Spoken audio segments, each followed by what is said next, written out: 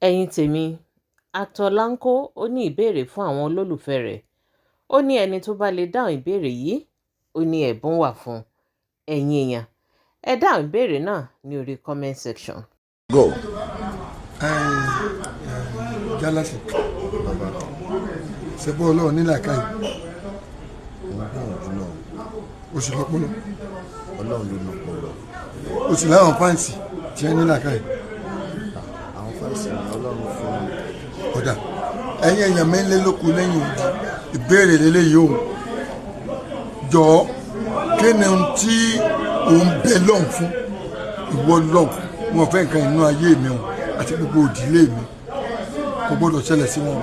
ọlọ́run wá wò pé mo jù ọ lọ ìwọ kọ́ lọ́ọ́ challenge authority mi ó wá ṣe é fún ẹ nǹkan ẹ̀ wá dé sínú ayé ẹ̀ tán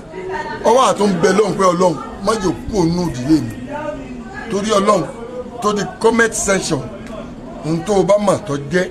kó o wá gba ẹ̀bùn ẹ̀ lọ́wọ́ iléeṣẹ́ ẹ̀ ti tèmi business Lanko film production àti waterflow concept gangan tó jẹ́ gọ́fúnà Ajum ọ̀gá wa gangan lónìí béèrè what you don't pray to get from God and you are begging God mi ìfẹ́ inú ayé mi ọlọ́run wá eventually pé o lè challenge authority mi ó wá ṣe fún ẹ wá tún bẹ ọlọ́run pé ọlọ́run kí ni ọ̀gbọ́dọ̀ kún olùdílé mi kí n fẹ́ kọ́ lọ kí ni. Ẹ jọ̀ọ́ ní comment section ẹ ràn mí lọ́wọ́ ṣó ti ẹ̀yin torí mo ti rò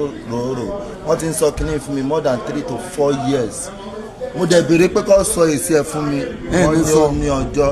bọ̀ ní comment section ẹ tú mi sílẹ̀ ẹ̀yin tèmi nílé lóko ẹ̀yin tọ́lọ́ ń fún ní ọgbọ́n ìmọ̀ àti òye làákàyè yóò ní dọ́bà business Lanko ọpọlọ tí yín náà kò ní dàrú. Thank you, God bless you.